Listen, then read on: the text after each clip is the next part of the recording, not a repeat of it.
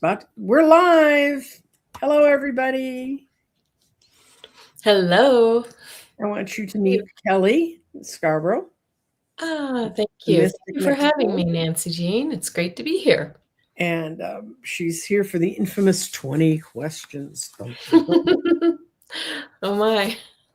And for those of you who don't know Kelly, if you're on from my channel, you're like, where'd she come from? Kelly came out of the stillness of 2020 and opened her, that became the gateway for Kelly to explore her own activities. She lives in the Denver area. She works psychic fairs and things, and we will put up her ways to reach her, to set up a reading and all that good stuff. So. Oh, yes. And just full disclosure, it goes way before that. I have about you had 25 years of experience, but that's what pushed you through the door. Yes. Thank you. Isolation will do that. It was, I am probably one of the, I don't know if I'm unique or not, but I loved the stillness of 2020. I loved it every day of it. I mean, even through the terror, I loved it, you know? Yeah. Well, so people are here. That's my machine talking to us. Oh, no worries. And sure my machines don't talk. What which could you kind of quickly outline what you do, and then we'll get into how you got from here to there. Absolutely. Yeah. So, as I said, I come to the world of woo. Well, like so many people in this space, I've been having experiences all my life. My mother was like, who are you talking to up there? Upstairs, all the time. And, I just had a lot of experiences, let's put it that way. And then fast forward, I began studying energy medicine in the, like 26, 27 years ago. Really just to treat my family and my kids at the time. And I never really did it professionally, although I would help my friends and my family. And I used a form of acupressure called High Touch Jin Shin, similar to Jin Shin Jitsu, if you've heard of that. But it really kind of, through the years, I started to realize that I could do it remotely. So I had family across the country, and I started realizing that there was so much more to it. And then I started getting all kinds of, like light bulb moments where I was just walking along and things would pop into my head, and I knew so-and-so. I knew my neighbor had died before I knew she had died. I didn't even know she was sick. I knew if a friend's husband was cheating on her even before I should have known that. And just things were happening. And I feel like this was during 2020. And it was like my guides were like just nudging me, like pushing me, shoving me, and literally putting physical things in my path. I've told the story before about my angel shoes, where I had a foot problem, and I was thinking as I'm walking along and listening to a podcast, and there were somebody's talking on the podcast, and then she says, and it's like if your foot was really bothering you and you just, decided I'm going to get a new pair of shoes, and then your foot's healed, it makes your foot feel better. And I was just like, oh, okay. Because I had been walking along thinking, do I need to have surgery? What's wrong with my foot? And the next block, a brand new pair of New Balance tennis shoes were sitting squarely in the middle of the sidewalk. I should have brought them in. And I was just like, no way. All right, come on. And so I walked past them another block, and then I was like, oh my God, stupid. I'm listening to this podcast. They're telling me this. And then the shoes are there. And so I go back and I grab them, and I'm making all kinds of conditions. Okay, if they're scuffed at all, if they look nasty, if they're whatever, I'm putting them right back. And so I looked at them, and they looked brand new. The only thing they didn't have is the sticker, right? And not worn in the least. And so I carried them carefully home, and I walked in the door, and I said to myself, if they don't feel comfortable, if they even pinch in the little littlest bit, I'm not putting them, I'm not going to keep them. Mm-hmm. And so I put them on, and sure enough, they fit like a glove. And my husband's sitting there looking at me like, well, you were just out for a walk. Why are you walking in with a pair of shoes? And so I was like, well, you're not going to believe this, but I think my angels gave them to me Mm-hmm. because I've been having this problem with my foot. Anyway, it was like that. I Yeah. just kept getting one thing after another. And so I really dove into this work and started Mm-hmm. studying and taking many classes. And here we are. Very good. Yes. Well, we're going to go into the 20 questions, and you've answered a couple of them, but we'll struggle on, and you can answer again. Okay, good. And When did you first realize that you might have psychic abilities? Well, I mean, I have to say it might have been much younger, except honestly, in those days, it just scared the hell out of me. And anything I'd have, every time I'd have an experience, I shut it down, but I would have smells, like I could smell my, you know, grandmother's perfume Mm-hmm. in the room, or I would have experiences where I felt like I was surrounded by 100 people, and no Mm-hmm. one's there, or things like that. So I would say probably when I was young. I also used to, when I was very young, I would dream every night in the twilight state. I would dream about my past life, like my last life. I would Mm-hmm. have the experience of my last life, the very ending moments, Mm-hmm. and every single night. It was pretty crazy.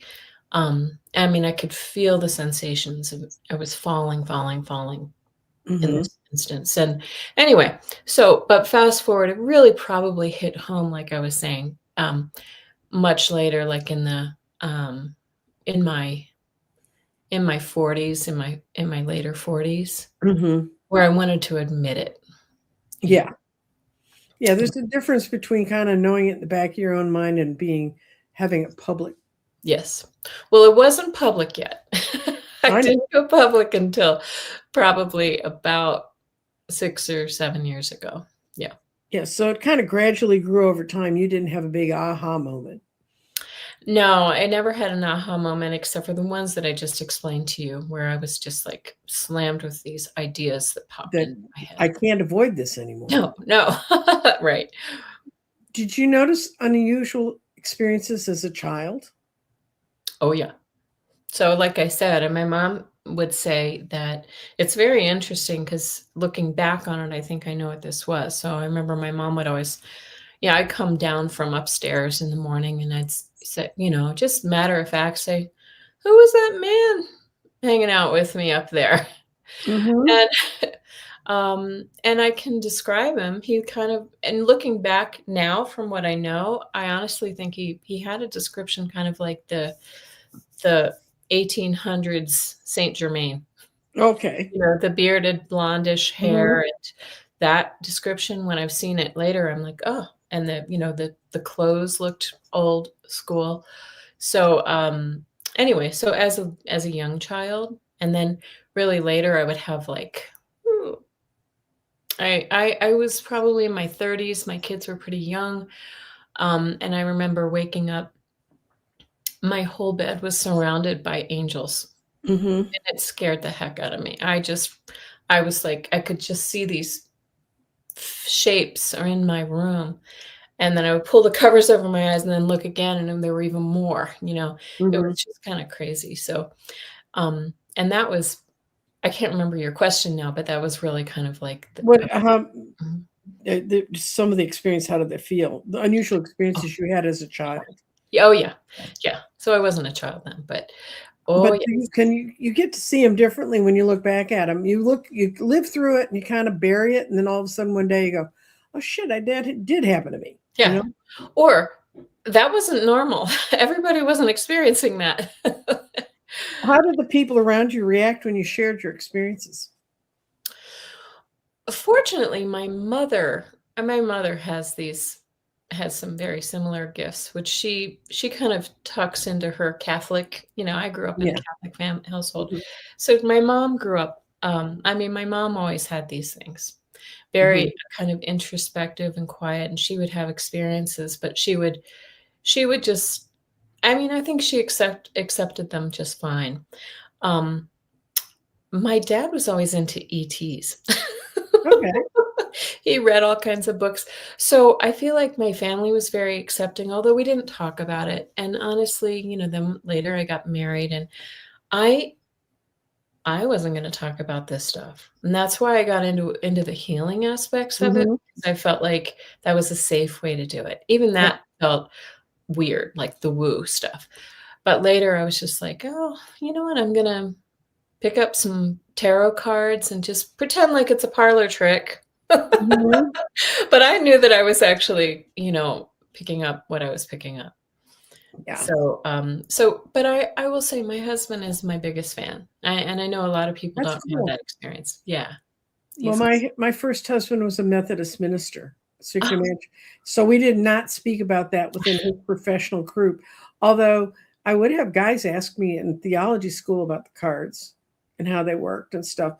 But and he didn't not acknowledge it, and he never said don't say anything about it. But it's back then, this was in the early 70s, it was just a very different place to be. oh, yeah. It wasn't yes. It's much more I think it's much more accepted now. Oh yeah, it's like Mhm. it's weird if you're not. Well, in Yeah. my world, it's weird if you're not. Well, that's true. Yeah.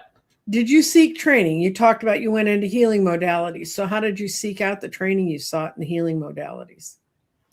Well, okay. So, um I'd always been kind of interested in holistic that's the way that they called it back then, holistic, medicine, right? Mhm. Alternative medicine. Um, and then I had the very good fortune of my first son he had a diagnosis of sensory integration, um, dysfunction. So Yeah. I mean, I guess if looking back, he never had a formal diagnosis, but he was probably what would have been called on the on the spectrum, right? A Mhm. little bit Asperger's-y, which is Mhm. a term we don't use anymore, but super intelligent, but also lots of anxiety and, you know, stress and things like that. So I was very fortunate to have been sent to an occupational therapist for him who included alternative medicine in their modalities. Cool. So they had this acupressure lady who I then became trained under, who came into the office once a week and would work on these kids. And what was interesting is they said what would have taken maybe 7 years or 10 years of treatment for these kids in traditional OT Mhm. was reduced down to 2 years in many Mhm. cases. And so I said, "Please, I wanna learn this too." So I Mhm. got trained by this lady, and then I've taken other courses in Reiki and other modalities since. Cool. And Mhm. then are there specific tools that became part of your practice early on that you still carry on? Those Oh, things? yes. I keep my cards handy and, let's see, I think I have a pendulum in my pocket. I walk around with one. My dowsing rods are my best friend now. Mhm. They spoke to me from day one. And I do actually on my channel, I have a show where I do mostly political or current events stuff, and I Mhm. let people come on and ask questions, and it's really I mean, I enjoy these very much. Very, very much. Yeah. Okay. And do you have any mentors or teachers that you're currently working with? Well, I'm not in any classes right now, but I see Kim Copeland is in here. I've taken Mhm. many of her classes, and then we've gone on to become great friends, and, I've worked with some of, Uh, we all know some of the folks here on YouTube, Mhm. the other Kim, Intuitive View Kim, and Debbie. I've also taken some classes from some of the folks, Colin Bates from we call it Hogwarts, but the Arthur Mhm. Finley College and some Okay. other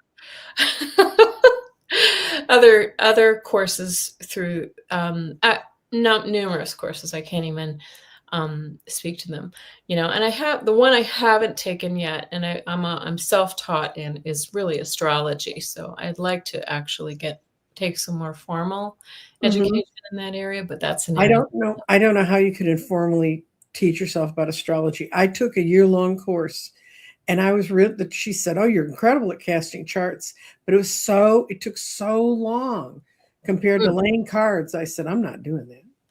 Well, these days we don't have to do the math, right? It's No, all. no. Oh, and in the days I was doing it, you had to read the ephemeris, Oh you yeah. had to draw the chart. I still No. have all my hand-drawn charts. I don't think I would have done it if I had to, if that's the way it I was. really understand how complicated it is at the very end. It's really Uh, crazy. What's the best advice they gave you? My instructors? Oh my Mhm, gosh. Oh, well, okay. One of the best pieces of advice I feel like is good for all of us is trust what you are perceiving, whatever way that your clairs work. Just trust, mhm, because if I think when we doubt and when we question or second guess, just like I was talking about with my shoes and with those mhm, experiences that I'd had earlier, we really kind of undercut ourselves. This is the universe speaking to us, mhm. right? In fact, Right. yesterday I was literally I just moved a couple months ago, and I was thinking, I'm walking around the corner, getting close to my house, and I thought this a woman I've known, but I haven't talked to her in about a year, popped into my head, and I was like, oh, I wonder how she's doing. Oh, I bet she wants my address because it's Christmas time and people are sending Mhm, cards. mhm.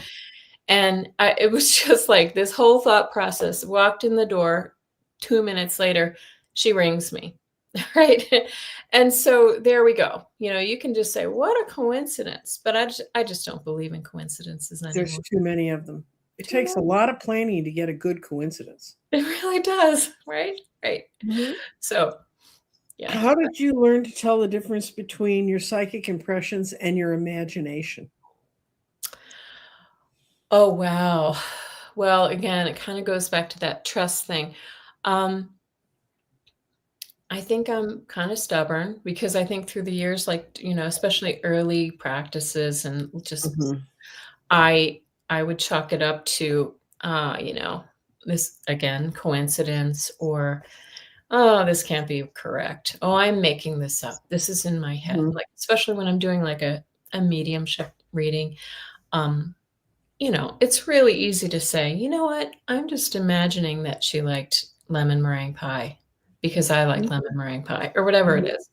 But if it pops into your head while you're doing the reading, you have to just honor that, and you have to say what you're feeling. mhm, That's one of the hardest things when you're doing a reading, even if it sounds absurd, is to say it, just to say mhm. it. And half the time that's when you notice that your sitter, a tear comes to their eye because you struck a chord. So that's one of the things that I've really learned. Yeah, I know. My angels used to slap me on the back of the head when I go, "What if the cards aren't gonna work tonight?" When I'd be sitting at the wine bar ready to read, and they just slapped me and they said, "Don't worry about the cards. You just tell them what the card says. That's all you have to do." I'm And sorry, I have a visitor. you have a friendly cat. My cat, she sees me come near the computer and she goes, "Oh, she's gone. Bye. I'm out of here." This is my grand kitty. Oh, is that one you inherited from your son? Yeah, the one who just moved to the UK I was telling you about, and he's probably gonna be shipped off to the UK soon, so we're loving Oh, having him cool. here. Gonna love a month of isolation when he first gets there. I don't know that they have that now. Do they not still have that? Because that I used don't to always think be a so. big deal. He didn't I mean, I think my son would have told me, but we secretly hope he stays with us because he's a cool cat. Oh, good. And then, okay, now, there've been moments when you've really doubted yourself. I mean, seriously, seriously. And then how did you pass through that? Well, you know what? Listen, I'm gonna say I haven't been, doing this as long as you, Nancy Jean, but you'll know that what I'm talking about when I say we all have moments of doubt, and they come and they Mhm. go, where you're feeling more connected and less connected. And, life gets busy or takes over, and you have to just, breathe through those moments and recognize that it's going to come back to you. Mhm. Um, and then but it is interesting, because I do feel like if you keep the faith, or continue to trust what you're getting, um, then they're going to give you validations that really kind of confirm that you're Mhm. experiencing what you're experiencing. So you just have to sort of push through those moments, just like any other area of life, honestly. Mhm. We all have troughs, valleys, and peaks, right? So we just have to really kind of push through, and try to hold on to hold on to whatever little bit they give you. That's Okay. what According to Elizabeth, quarantine for animals into restricted zones has gotten very short because of new protocols. Yay! Oh, okay. Thank you, Elizabeth. I appreciate that. Yeah, my son has really kind of researched all this. The only thing Mhm. that's sad about this little guy is, and he hates to be in the carrier. He's on my lap Oh, down here. Um, they don't let them fly in the coach in the passenger area. They have to no. go down below, Yeah. and that sounds dreadful. He's I drug. used to work for the airline. I won't scare you half to death. It is. Yeah, Um, I think they've improved, because I know that they used to not have proper temperature controls and oh, things like they've gotten better about that. They got yeah. their butts sewed into the ground for that. Oh, yes. Right. How do you handle skepticism from yourself when you're skeptical about what you're doing or from others? Well, okay, I can give you an example, or from others, because I'm kind of past my skepticism for myself.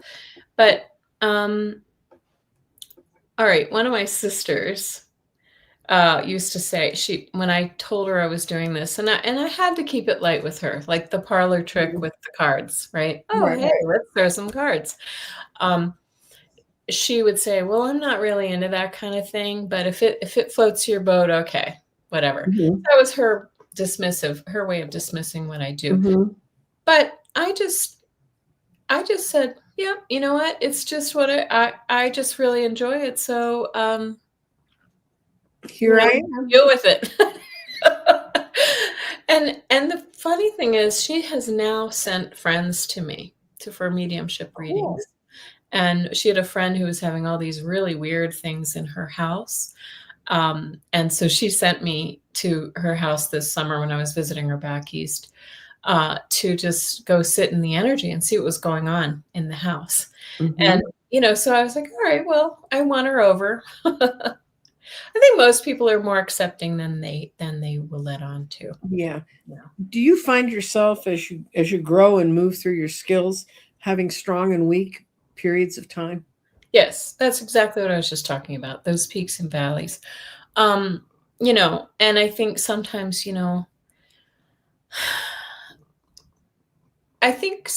those little valleys are times when, our development is, given an opportunity to sort of absorb and learn and grow, and we need a little break.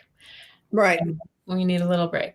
And so in those times, I just accept it. I push on, but I try Mhm. to also give myself, you know, do whatever healing work I can for myself, um, get more rest, do all those things on the physical level that I can, Mhm. meditate, as I can. Because sometimes we have times, everybody probably knows this, when we can't.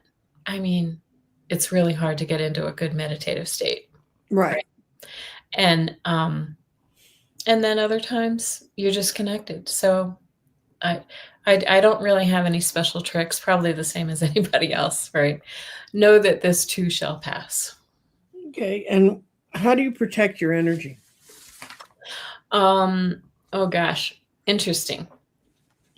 Just even last night, I do the bubble of white light protection, and Mhm. I like to ask for, um, I just like to ask before I go into a deep meditation or into a reading for, only beings of love and light to come into my sphere. I was doing, I went to bed early last night because I was having one of these moments, and I was like, I'm just going to go meditate and really kind of do some healing, you know, binaural beats and listen to that sort of thing.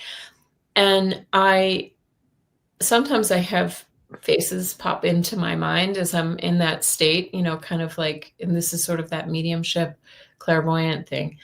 And I had something scary pop into my mind really quickly, and I realized I hadn't really bubbled up, And so I just said, okay, thank you. You're not welcome here. And I put on my protection, and everything was good. But I don't really get too worried about that, because I do believe that I'm always surrounded by love and light and my angelic presences and spirit guides. Do you have any go-to rituals that you use? You know what? I'm surprisingly few, except for what I was just talking about. Okay. I'm not as ritualistic as some, because I like to believe it's with me all the time. I like to believe that. Oh, what is Craig saying here? He has to apologize for something. Oh, Bryce Canyon. That's a story. I could tell you about that. But, I like to believe that I'm always, for the most part, protected. I'm not one who really, I know that there are some dark entities out there, but I don't feel like I feel like I'm protected by them pretty well. Yeah. What do you do? What do I do? Oh, I build a bubble around myself every day before I get out of bed. Yes. That's tiny on the outside, and I can see through it, and it just reflects all their energy back on them. If they're walking around. And I trust my guides. I have a big guardian named Frank, who's an energetic guardian. And of course he's named Frank. His name was Francisco. He's from Albania originally. But anyway, the first time Kim Copeland ever read me, she said, "Oh, can I see your guides?" And I said, "Sure," because the two I have are Addie and Frank. So I said, "Guys, you can go show yourself to her." And I heard Kim gasp, and she said, "Can you call him back? He filled the room." I mean, he's huge. A big guy. It takes a lot to get past Frank. Yeah. Yes. And somebody here did comment. It says, "Do you do moon water, Kelly?" She's from my channel. Thank you, Liz. I like to set a glass of water out on the full moon, and I will usually do the emoto method. I write words, around it that are like love, light, compassion, all those things, healing. And then I will make, and I don't have one here, but I'll make a spray. I'll use that water to make a spray, or I'll just drink the water the next day. So that's a monthly ritual that I do, but I don't really have those daily rituals, except to bubble myself up and just, keep my angelic team close. That's the best thing to do. Okay. Do you think psychic abilities are innate, or can anyone develop them? I think we all have them. I do. I just think, some people are born with them stronger, and that those might be the people who kind of go crazy because they're just constantly bombarded. But I think we all are born with them. Like I said, we shut them down. I think that we have the thing is, I think that most good psychics and mediums practice just like any other. If I want to be a good painter, I'm going to take classes, and I'm going to seek out the masters and really kind of work with somebody to develop my skills. And the same is true here. It's about learning good practices, so that we're really kind of providing. I take this very seriously. I want to provide a very healing session with people. When they walk away, I want them to feel, protected and loved, and, feel that there is something more. And so I feel like that's really important. Yeah. What signs might someone notice if they're gifted? Have you been around people that their gifts are waking up, and what kind of made them say, something's happening here? Well, okay. I have this great friend who, she I've always said, even before I started, practicing, I was like, you are psychic because you're constantly coming out with things that you shouldn't know. Oh no, I'm just really observant. And it's those people, who just seem Mhm. to be one step ahead. Or, and sometimes, you're in somebody's presence and you can just tell that they are just so deeply connected, whether they know it or not. They have Mhm. a connection. And so, sometimes it's more like intuitive, and other times it's more like they just say spooky things to you, and you're like, all right, now. Okay, that enough of that. Yeah. Yep. How has this work changed your worldview or beliefs about life and death? Oh my gosh. I think when I was younger, I was always terrified of death, you know. Um, and now I just realized that it's home. Mhm. That's our home. That this is just an expression of a larger spirit that we come from. And that we're here for experiences. So, I mean, I like anybody, I don't want to get sick, and I don't want to go through cancer, and I don't want to go through all these things. But I know that ultimately we choose these things, and we have our challenges for a reason, and we go back to spirit. We go back from where we Mhm. came. Okay. Yeah. And uh, what are some of the more powerful readings that you've done, and what made them memorable to you? Okay. Oh my goodness. Okay. Well, I would say, okay, here's a recent one that I've talked about recently with on my channel. I Oh gosh, it was only about 2, 3 weeks ago. I was so this is prior to the reading. So this is leading Mhm. up to the reading. I was lying in bed, and I was Mhm. in that twilight state, and I heard a child talk in my right ear. I mean, it was clear Mhm. as day, and it was like, and the message was something like, hi, what do you want to say? Or what do you want to tell me? Or something like that. It was a very kind of brief exchange. And Mhm. well, it wasn't an exchange. It was just one way. Mhm. And it was clearly a child's voice. It was a voice I had never heard before. And then I just kind of drifted back off. And then a couple minutes later, I just had the impulse to open my eyes and look off to the other side. And there was a child coming toward me it was a very kind of, um, hmm, etheric, Mhm.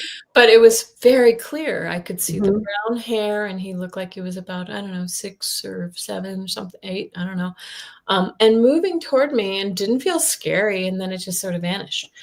And so fast forward, I was doing a psychic fair the next day, and, that the night before, I had said, "You know what? I'm curious whether I'm gonna meet somebody tomorrow who has lost a child."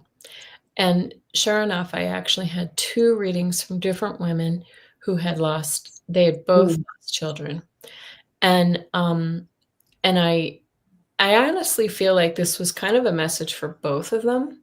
Mhm. Interesting the way they do that, but particularly one of them whose child had died. He was a teenager, but I think it came through to me the night before as a child, so that I knew that this was someone's Mhm. child. And, anyway, it was quite interesting, but it was just a validation for them, and for, really for them, that they know that their child is safe, because he felt so happy and joyous to me. It Mhm. didn't scare me. So that was a recent one, and I wouldn't say that wasn't the most. I mean, it was an unusual encounter because I don't usually see children in my room. Yeah. But, other ones where I've had experiences where, she's part of this community, actually. It was one of my very first mediumship, the readings. And I was getting a woman, I could see a woman who I knew was her mother, and she Mhm. had died not too long before, and she showed me a bowl of lemons. And Mhm. this bowl of lemon, I almost poo-pooed it and didn't say anything because this was early days. And then I said, she keeps showing me a bowl of lemons, and I don't know why. And she just broke down. She was like, that was her daughter's name is Lemmy, and her Oh. mother called her Lemmy Lemon. And Lemmy was very, very close with her mother. It was her, that Mhm. was her favorite grandchild, and she used to go to the hospital to see grandma all the time. And so it was really, and I'm getting a chill right now. It was a nod from mom, her mom, that she just wanted to, express her love for Lemmy, right? That she Mhm. knows she's looking out for her. And I would say that was my most impactful, only because that was the day I was like, oh, I at the time, I didn't really know if I had mediumship skills, Yeah. but that solidified it for me. Yeah. It's when you get that hit that and they go, "Oh my god, they told me that about this person that they'd never had met." Right. And and you're like, "Oh, okay." Yeah. Yeah. And how odd, like, who wants to talk about a bowl of lemons? That was so weird, but, Oh, no. again, that was that validation that you just have to say what you're being shown, you Okay, know? how do you deal with sensitive or complex messages? Ooh. You kind of have a strategy in place when you see one coming? Well, first of all, I'm not they're not gonna show me, mm, I don't receive those messages like, "Oh, you know what? You're gonna die in a fiery crash Mhm. tomorrow." I mean, I can't say that I've ever received that. I get warnings sometimes, like, about maybe reckless behavior, or, it you might wanna check your tires or something like that, but I Mhm. don't I don't ever they're not gonna show me that. Now, for instance, the one about the neighbor who was about to die, that was Mhm. a little freaky. Okay, so I'm walking down the street, and I heard in my ear, I heard, "She will not be with us long." And I'm thinking, Mhm. what do I do with that information? Now Yeah, I know. this was not during a reading. I wasn't gonna go, knock on their door and say, "Hey, is everything okay?" And it was the next day that I learned that she had passed. She had tripped and fell and had a brain bleed and was gone. Um, Mhm. but I didn't know this until the next day. Um, anyway, I just feel like even if it's a difficult reading, like maybe we're tapping into a family member who is sorry for some bad behavior, right? Mhm. And you do see that. You just deliver the message with love and say that their spirit sees, sees everything from a 360-degree view now. And they still send you love. Whether you want to accept it or not is your choice. But they still send love and light, and they are still a part of your soul family. That's You know, right. right? Mhm. You learned lessons from this person in life. And what advice would you give someone who's just starting to explore their gifts? Oh gosh. Well, I would say study, study, study, practice, practice, practice. Again, this is a skill. We have our innate abilities, but really it's a skill set as much as anything. Mhm. And then um, stop doubting yourself. Mhm. Like, don't question every little thing that you get. I mean, people will sometimes ask the same question over and over, and you're like, you're you've got the answer right there. Why are you asking that question?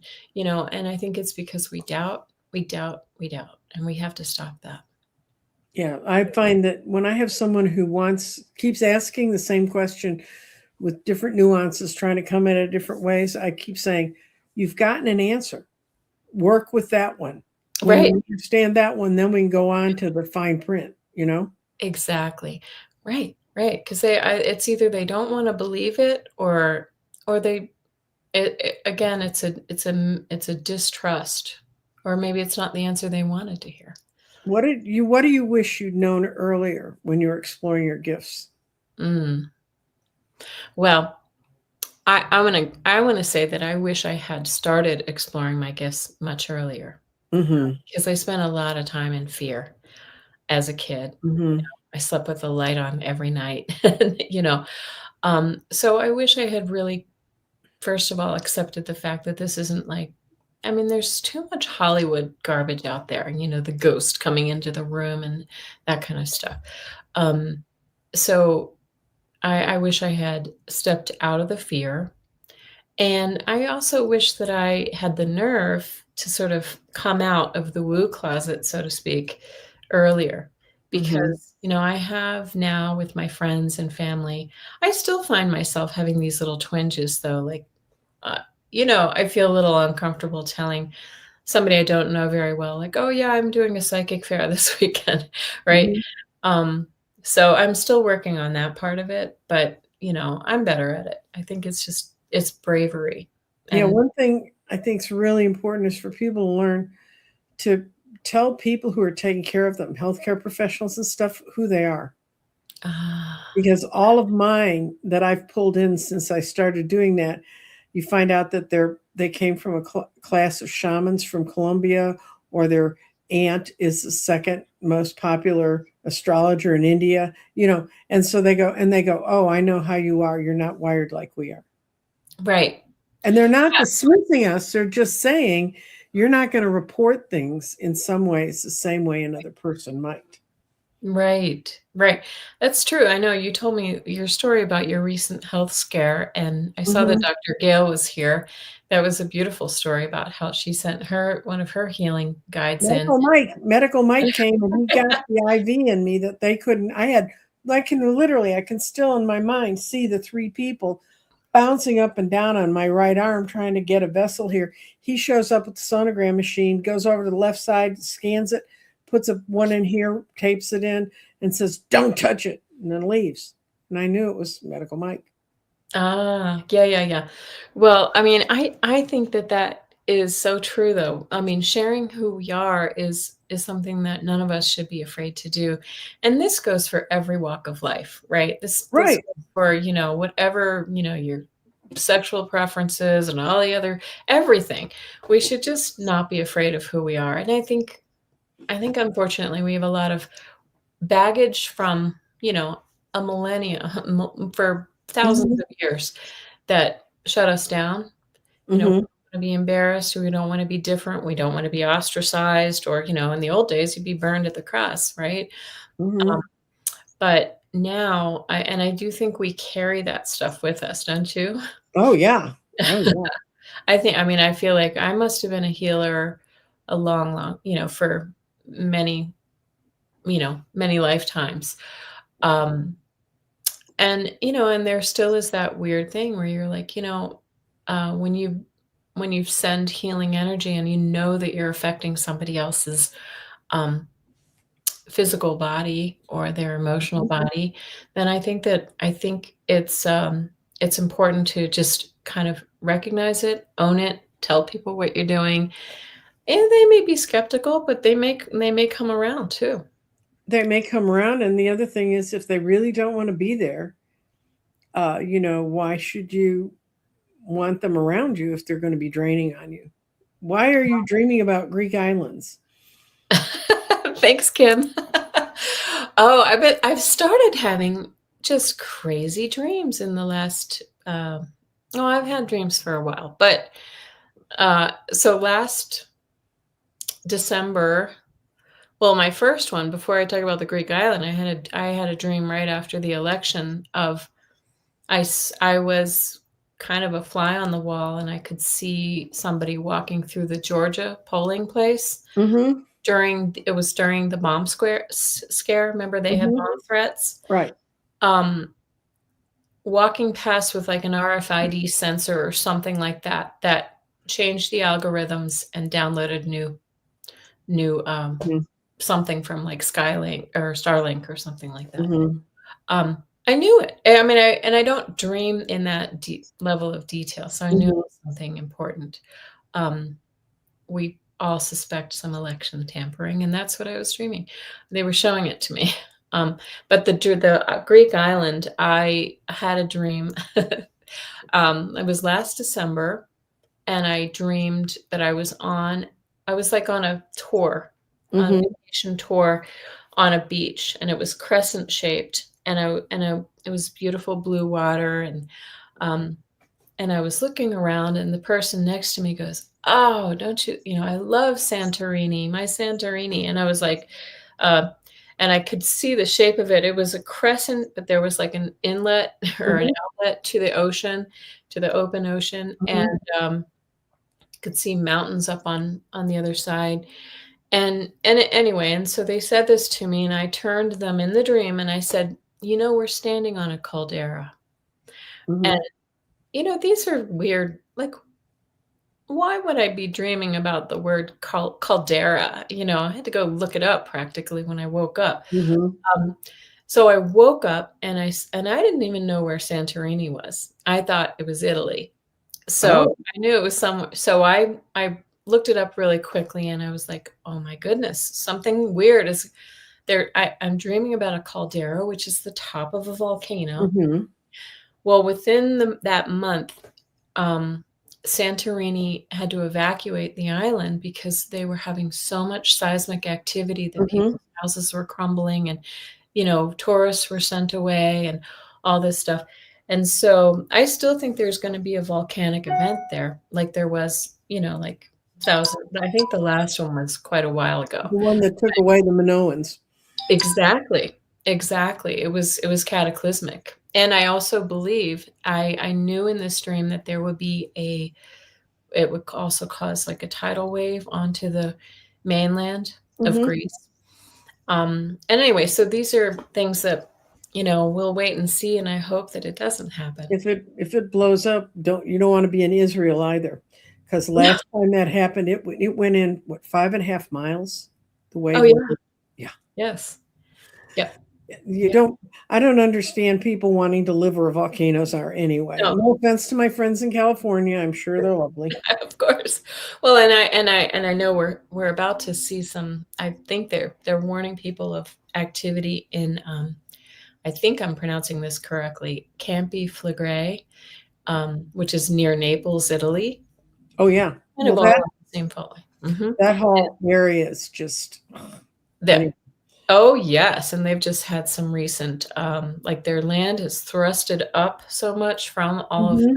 magma below that people's houses are ruined, and they're starting to evacuate. So, we send our prayers, and we hope. Yeah. Yeah. The biggest caldera in the world is at Yellowstone Park. Yeah. I live close enough that I will be a piece of My toast. brother owns one of the first pieces of privately owned land outside of Yellowstone. So I Uh, figure if Yellowstone goes, he's fried. oh yeah. And and he's like, I don't care. I like living here. Okay. Well, I mean, hopefully not in my And lifetime. I've never sensed that he was going to get fried. What's that? I never sensed he's going to get fried. No, I mean, I think it might be a while, and I think it's gonna be after Yeah. I'm gone from this area, but I don't know. Anyway, speaking, let's get on to other things other than who's going to be turned into a crispy critter. Any daily habits or exercises that you recommend that you've used that you noticed made a real change in your life? Yeah. Well, in the healing realm, I like to do something every day, um, that I call it running the energy. And so I just, I imagine like you do when you're meditating, I imagine really kind of planting my roots Mhm. all the way into the core of the earth, um, as a release of energy. Mhm. And I imagine energy coming in from above, but, from outside of me, coming in through the top of my crown and filling my body and kind of Mhm. creating a fountain of healing energy. Mhm. I like to do it every day as much as I can. And you let go what you no longer need into the earth to, for Mother Gaia to recycle it back into good, healthy energy, and you keep what heals you. So I like to do that daily.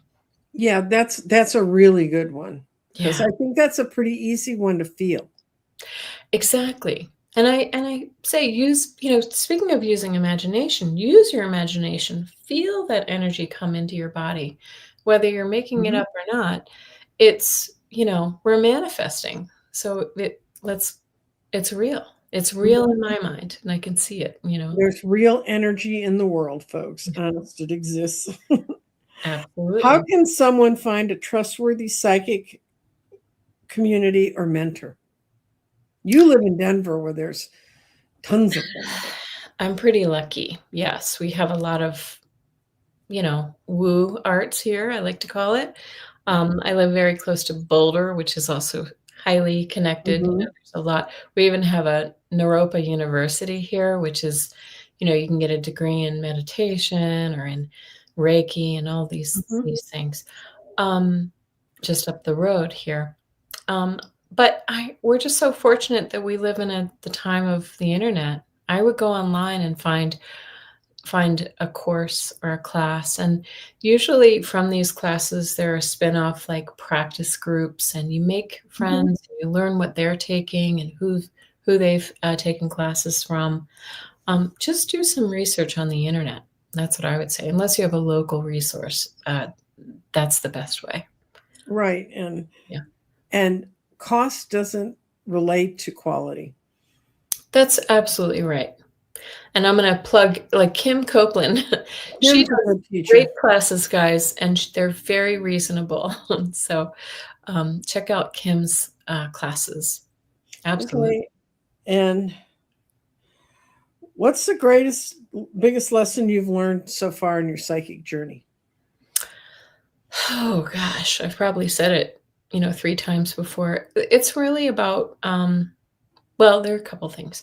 First, trust. Like I said, I've Mhm. said this all over and over. You just have to really kind of trust that what you're sensing is real, Mhm. and it's true, and you're receiving these feelings or senses for a reason.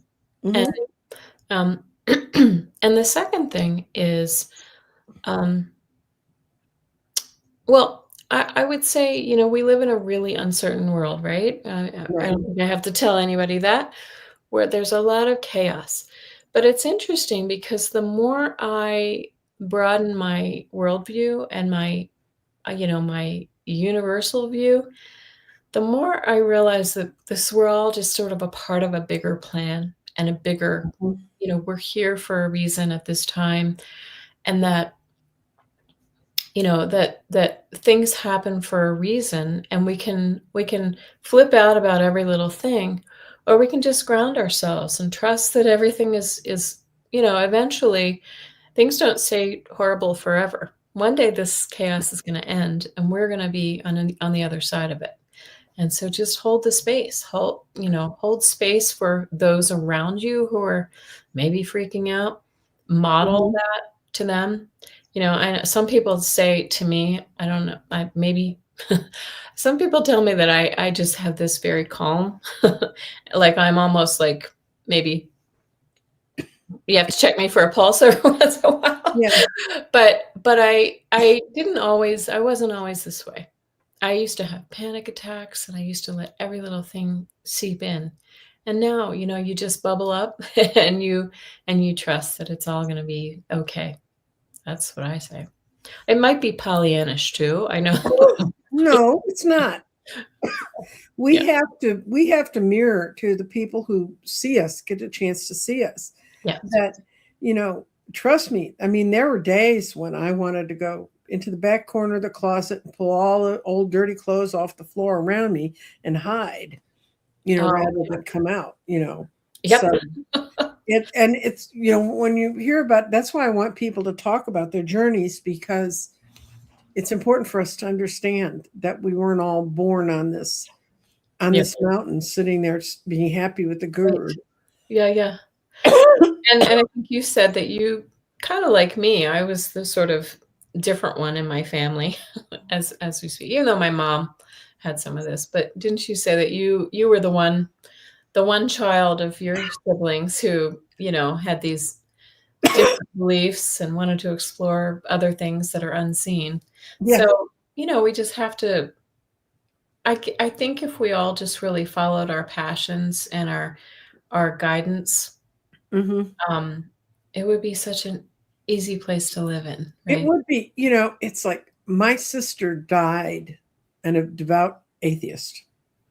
And she had become an atheist when we were teenagers, and there wasn't anything there. But she went and sang in the choir and did all the stuff because you had to go to church, whether you Oh liked it yeah. or not.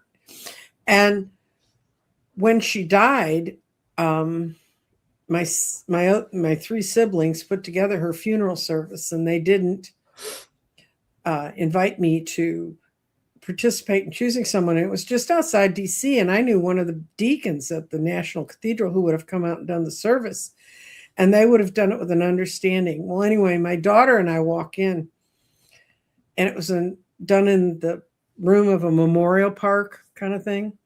And they had her urn up there, and then they had all the urns of all of her dogs and cats. Oh wow. Okay. And Not any ex-husbands or anything like that. no, she had an ex-husband, but he didn't have the good sense to die yet. And so we pull up, and my daughter goes, "What's that?" And it was a guy playing a bagpipe. And I said, "Oh, that's the Scottish side of the family showing up." So they had this guy playing a bagpipe outside, which just freaked my daughter out. She thought that was the funniest thing she'd ever seen. And so we go walking in, and we meet the guy who's going to be the officiant in the service. And he has this big, broad tie with some biblical verse from Corinthians written on it. And it was one that let me know there's no way, And he was talking about how wonderful when he kept calling her Elizabeth. We called her Anne when she was younger. She became Elizabeth as an adult. He said, when Elizabeth walks through the pearly gates, and he was one of those. Oh, and I'm sitting there, and I go, and I'm sitting there next to Casey, and I lean over and I whisper, "No one will be more amazed than Elizabeth when she goes through the pearly gates." and it was like such. And my daughter talked to me about it later, and I talked to my brothers, and they said, well, one of their friends knew this guy, and he was new to the area, and they thought he'd work. And I said, that's not the church we went to. And I said, just get her they were putting her in a place somewhere in the memorial park. But it was so disrespectful. Yeah, right. For what their wants would have been, their wishes would have been. Just and in the end. But I could see it if it made my brothers feel better. Right. But they knew it was BS too. I mean, I'm like, how could you sit there and not fall out laughing? So we all went off to my sister's favorite restaurant and got extremely drunk. Well, that's Irish funeral. I know. I remember my grandmother and my grandfather's, my grandmother O'Brien's wake was quite interesting. The name says it all. Exactly. It really does. But, in the end, it doesn't, it would be disrespectful, of course. And it's really more disrespectful to the living, those of us who knew that she wouldn't like that. But, on the other side, she's probably laughing. Yeah, she would. By that time, you get past all that anger and frustration, whatever you have. But anyway, speaking of anger and frustration, we don't have any here. We're having a good time. Oh, no, we don't have any here. And I try to keep these things to an hour, and we're hitting up in 59 minutes. I want to thank everyone who came. I want to thank Oil Painter for her generous donation.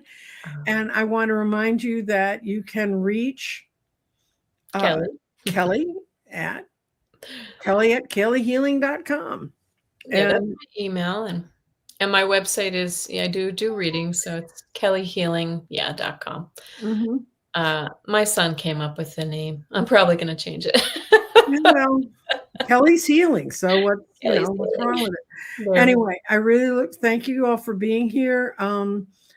I don't think I have another one of these till next week.